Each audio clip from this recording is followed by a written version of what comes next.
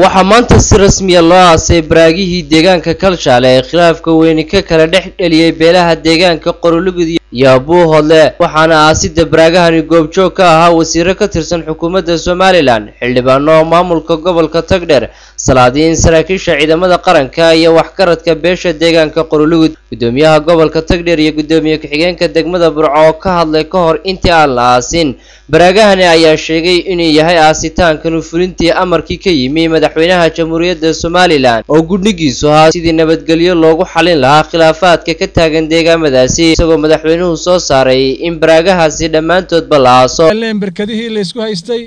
ee ay ka bilaabantay shaqaaqadii ka dhex dhacday labadan deegaan ee Qorolugud iyo Buuhoodle ee muddada dheer dhageysanayseen runtiina aad iyo aad waxaan ugu faraxsanahay maanta aanu dul joogno oo aanu ciidda ku rogi doono barkadihii laga qoday Kalshaale oo ahaa 3 barkadood oo uu go'aanka bixiyay madaxweynaha jamhuuriyadda Somaliland Axmed Maxamed Maxamuud Siinaanyo go'aankii madaxweynuhu gaaray in barkadaha la aaso lagamana maarmo ee uu weydiiyay una sheegay dhammaan dadweynaha waxgaradka iyo aqoon-yahanka iyo dhammaan dadweynaha ku nool deegaankan Qorolugud ama Kalshaale oo iyaguna si wacan oo sharaf loo aqbalay go'aanna ku qaatay inay fuliyaan go'aankii madaxweynaha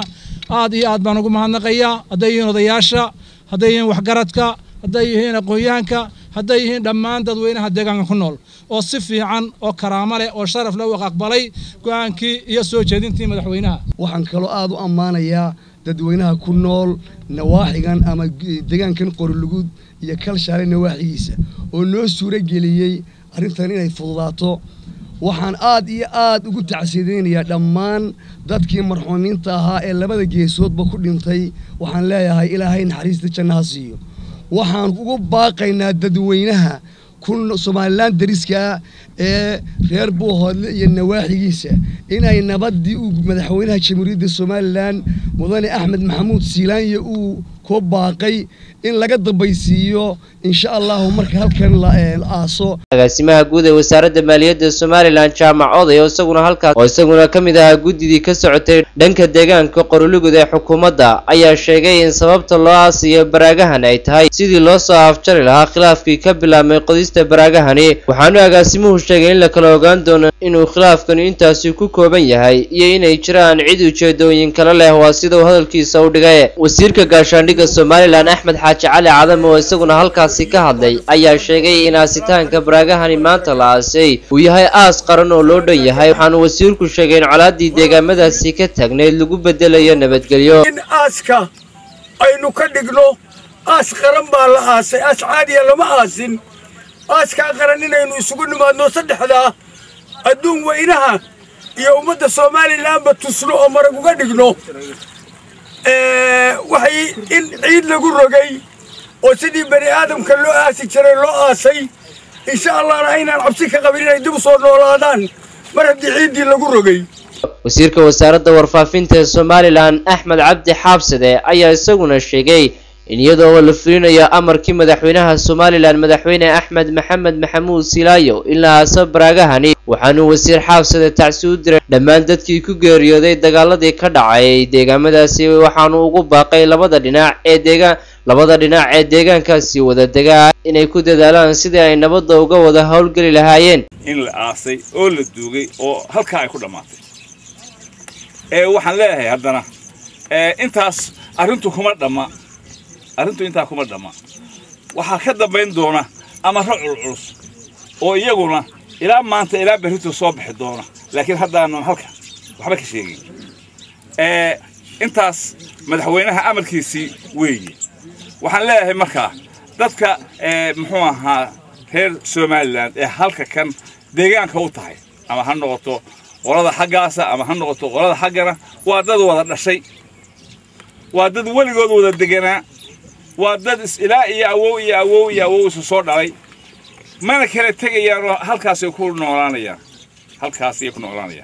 waxaan leeyahay yaan shaydaan idin talin